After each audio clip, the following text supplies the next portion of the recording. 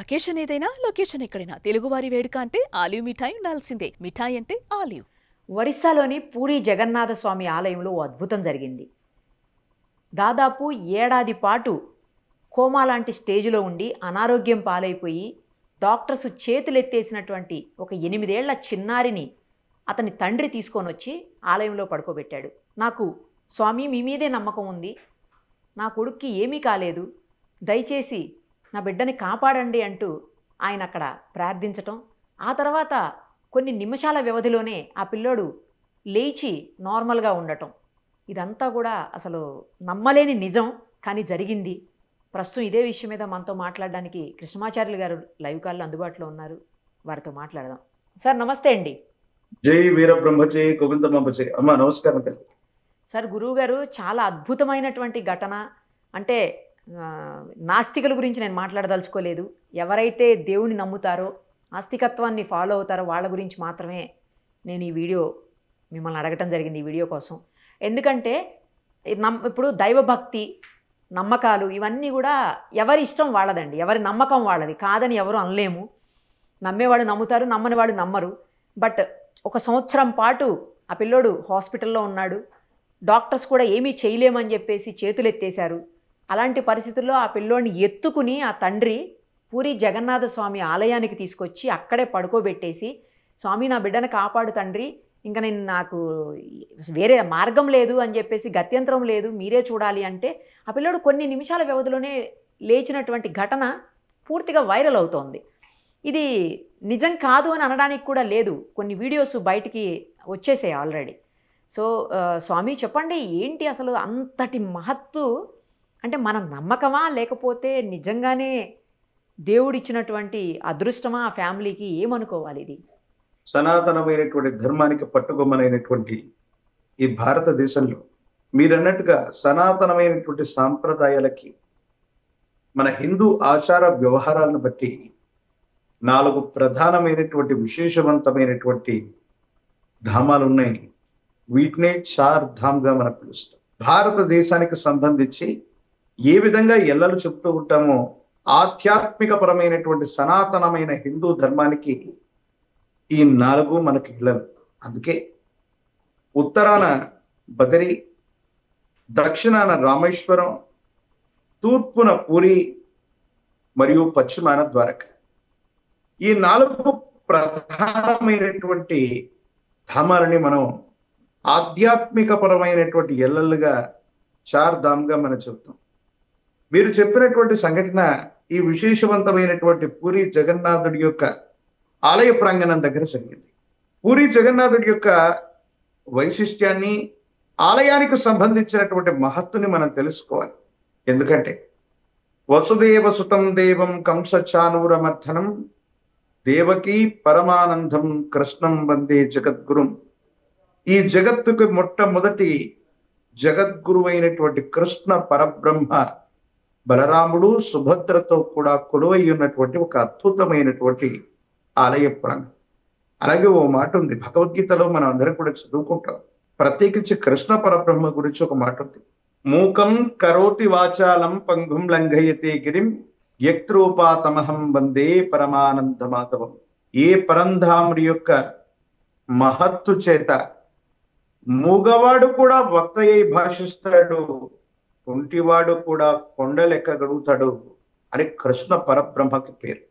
మనం అనుకుంటున్నటువంటి పూరి జగన్నాథుడి యొక్క ఆలయానికి మిగతా ఆలయ ప్రాంగణానికి ఆ విశేషవంతమైనటువంటి వ్యత్యాసం తేడా ఉంది. 8 నుండి 12 సంవత్సరాలకు ఒక్కసారి పూరి జగన్నాథుడి యొక్క ఆలయంలో దారు శిల్పాలు, మనకి దారు అంటే చెక్కతో తయారు చేయబడ్డటువంటి శిల్పాలు మాత్రమే మనకు దర్శనమిస్తూ ఉంటాయి. 8 నుండి 12 సంవత్సరాలకు ఒక్కసారి మళ్ళీ వాటిని నవకళేభర ఉత్సవంలో మారుస్తూ ఉంటారు. ఒకానొక సందర్భంలో మీడియాలో, సోషల్ మీడియాలో తెలియజేసినటువంటి అంశాలు కాదు, అక్కడ ఉన్నటువంటి మహత్తును మనం తెలుసుకుంటే, అక్కడ ఉన్నటువంటి విష్ణుమూర్తి యొక్క శిల్పంలో సాక్షాత్తు చెయ్యి పెడితే కృష్ణ పరబ్రహ్మ వారి యొక్క హృదయమే అక్కడ ఉందన్న భావన కలిగిందన్నటువంటిది ఒక విశేషవంతమైనటువంటి నమ్మకం, విశ్వాసం. అందుకే ఆనాడు ఎప్పుడో కలియుగం మొదలైనటువంటి సందర్భంలో శ్రీకృష్ణ పరబ్రహ్మ వారి యొక్క నిర్యాణం జరిగినటువంటి నోటు నుండి ఈ రోజు వరకు కూడా సుమారు 5,000 సంవత్సరాలుగా ఆ విశేషవంతమైనటువంటి దారు శిల్పంలో ఉన్న హృదయం కృష్ణ పరబ్రహ్మదే. వాటికి స్పందనాలు ఉన్నాయి, వాటికి శాస్త్ర విజ్ఞానానికి కూడా అందనటువంటి ఎన్నో రహస్యాలు అక్కడ ఉన్నాయి. అందుకే కాబోలు ఒక తండ్రి ఆవేదనతో తాను అనునిత్యం ఆత్మనివేదన గావిస్తూ ఉన్నటువంటి పరంధాముడు ఆ కృష్ణ పరబ్రహ్మ ఆ విశేషవంతమైనటువంటి స్వామి వారి యొక్క జగన్నాథుడి యొక్క సన్నిధానానికి వెళ్ళి తన యొక్క బిడ్డను సంరక్షించమని కోమాలో ఉన్నటువంటి బాలుని అక్కడ పడుకోబెట్టగానే నిజంగా ఇది మహత్వాన్ని కంటే కూడా పూరి జగన్నాథుడి యొక్క రూపంలో విష్ణుమూర్తి అక్కడే కొలువై ఉన్నాడు. ఈ సనాతనమైనటువంటి ధర్మం పరిడవిల్లుతూ ఉందంటే ఇలాంటి శక్తి కేంద్రకాలు ఆ విశిష్టవంతమైనటువంటి ప్రాచీనమైన పురాణ పురుషులు నడయాడినటువంటి ఆనవాళ్ళు అక్కడ ఉన్నాయి. అలాగే పూరి జగన్నాథుడి యొక్క విశేషవంతమైనటువంటి స్థితిగతి గురించి ఎన్నో వృత్తాంతాలు, ఎన్నో ఇతిహాసాలు, వాటన్నిటిలో కూడా ప్రస్తావన చేయబడ్డటువంటి మహోన్నతమైనటువంటి స్థితిగతుల గురించి, పూరి జగన్నాథుడి గురించి మనం తెలుసుకుంటూ ఉంటాం. మన ప్రగాఢమైనటువంటి విశ్వాసం మనం సోషల్ మీడియాలో జరిగిందనే కాదు, దీనికి వాస్తవికమైన ఆధారాలు కూడా మనం చూస్తూ ఉన్నాం. ఆ కృష్ణ పరబ్రహ్మే హృదయ స్పందనతో భక్తుల యొక్క మొరల్ని ఆలకిస్తున్నాడు. ఆ పసివాడు కోమాలకు వెళ్ళి మరణాన్ని సమీపిస్తున్నటువంటి తరుణంలో ఆ కన్న తండ్రి యొక్క ఆవేదనని అర్థం చేసుకున్నాడు. పిలిస్తే పలికే దైవంగా కేవలం మూగవాడు వక్తయ్య భాషిస్తూ కుంటివాడిని కూడా కొండలెక్కించగలిగినటువంటి కృష్ణ పరబ్రహ్మ నిర్యాణానికి దగ్గరగా ఉన్నటువంటి బాలకుడికి మళ్ళీ కూడా పునర్జీవితుని చేశాడు. ఎందుకంటే కురుక్షేత్ర సంగ్రామం జరుగుతున్నటువంటి సందర్భంలో అశ్వత్థామ బ్రహ్మాస్త్ర ప్రయోగాన్ని చేస్తే పాండవుల యొక్క వంశమంతా కూడా నిర్వంశం అవ్వాలని అనుకున్నారు. అప్పుడు అభిమన్యుడు చనిపోయి ఉన్నాడు. అభిమన్యుడి యొక్క ధర్మపత్ని గర్భస్థ శిశువును మోస్తుంది. బ్రహ్మాస్త్ర ప్రయోగం దాటికి ఆవిడ గర్భంలో ఉన్నటువంటి గర్భాస్థ పిండం ముక్కలు చెక్కలు కాబట్టది. కానీ కృష్ణ పరబ్రహ్మ బ్రహ్మాస్త్ర ప్రయోగానికి కూడా ముక్కలు చెక్కలు చేయబడ్డ పిండాన్ని మళ్ళీ బ్రతికించాడు. ఆయనే ఈ కలియుగానికి మొట్టమొదటి చక్రవర్తి అయినటువంటి పరీక్షిత్ మహారాజు. కాబట్టి పురాణాలు, ఇతిహాసాల్లోనే కృష్ణ పరబ్రహ్మ గతించి పోయిన వాళ్ళని, గతిస్తున్నటువంటి సందర్భంలో ఉన్నటువంటి వాళ్ళని, మరణించినటువంటి దాఖలాలు ఉన్నటువంటి వాళ్ళని మళ్ళీ పునర్జీవితుల్ని చేశాడని పురాణాలు, ఇతిహాసాల్లో ఎలా చదువుకున్నామో ఆ కృష్ణ పరబ్రహ్మ వారి యొక్క హృదయం పూరి జగన్నాథుడి యొక్క విశేషవంతమైనటువంటి మూలమైన దారు శిల్పంలో అలాగే ఉంది. ఆయన మన మొరల్ని ఆలకించటమే కాదు, ఆ మహత్తు చేత ఈ పిల్లవాడు నిద్రలో నుండి ఎలాగైతే మేల్కొన్నాడో ఆ విధంగా కోమా నుండి మేల్కొన్నాడు. సనాతనమైనటువంటి ధర్మం ఎంత గొప్పది! మన దేవతల యొక్క విశేషవంతమైనటువంటి శక్తి ఇలాంటివి పరమ మహోన్నతమైనటువంటి శక్తి కేంద్రకంగా మన పూరి జగన్నాథుడి యొక్క ఆలయం ఉంది అనటంలో ఎటువంటి సందేహం కూడా లేదు. కానీ ఆ తండ్రి కూడా అలా నమ్మి అంత బలంగా నమ్మాడు కాబట్టి అక్కడికి తీసుకొచ్చినట్టుంది స్వామి. చూస్తుంటే అది ఎత్తుకొని తీసుకొస్తున్నాడు, విజువల్స్లో కనిపిస్తుంది. కానీ ఆ అబ్బాయి లేచింది కూడా ఒక్కసారి ఏదైనా విజువల్ ఉంటే బాగుండేది. అది రాలేదు ఎందుకో, ఇంతవరకే వచ్చినాయి వీడియోస్ వైరల్ అవుతున్నాయి. కానీ న్యూస్ అయితే స్ప్రెడ్ అయింది, ఆ పిల్లోడు బ్రతికి లేచి తిరుగుతున్నాడని అయితే. మహిమాన్వితమైనటువంటి నమ్మకం, విశ్వాసాలు మన సంప్రదాయంలో ఒక భాగం.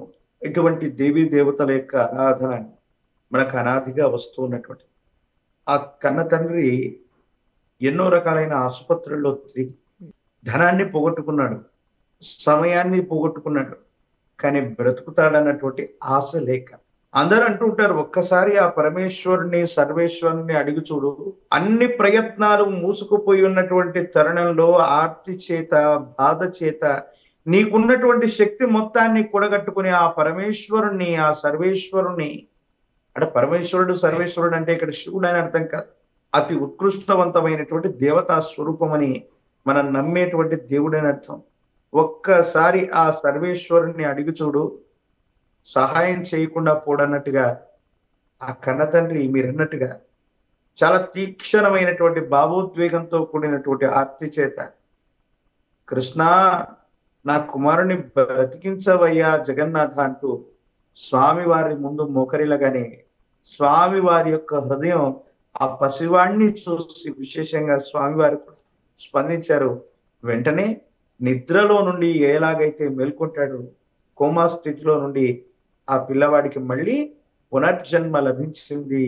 ఒక అద్భుతమైనటువంటి విశేషవంతమైనటువంటి క్షేత్రం, విశేషవంతమైన పూరి జగన్నాథుడి యొక్క ఆలయ ప్రాంగణం. అందుకే ప్రతి 8 నుండి 11, 12 సంవత్సరాలకి నవకళేభరోత్సవాన్ని, అంటే అక్కడ ఉన్నటువంటి మూలమూర్తిని, ఆ దారు శిల్పాన్ని తీసి మళ్ళీ కొత్త శిల్పాన్ని ప్రతిష్ఠ చేస్తూ ఉంటారు. పునరపి జననం పునరపి మరణం అంటున్నటువంటి ఈ జగన్నాటకంలో సాక్షాత్తు ఆ జగన్నాథుడే పాత్ర పోషిస్తూ సాక్షిభూతంగా అక్కడ ఉన్నాడు. అందుకే ఆ పిల్లవాడిని స్వామివారే రక్షించాడని మనం తప్పకుండా అనుకోవలసిందే. ఇది నమ్మకం, విశ్వాసానికే కాదు, శాస్త్ర విజ్ఞానానికి కూడా అంతు చిక్కనటువంటి రహస్యంగా మనం భావించవచ్చు. రైట్ గురువు గారు, థ్యాంక్ యూ సో మచ్. జై వీరబ్రహ్మ, జై గోవిందమంబ జై.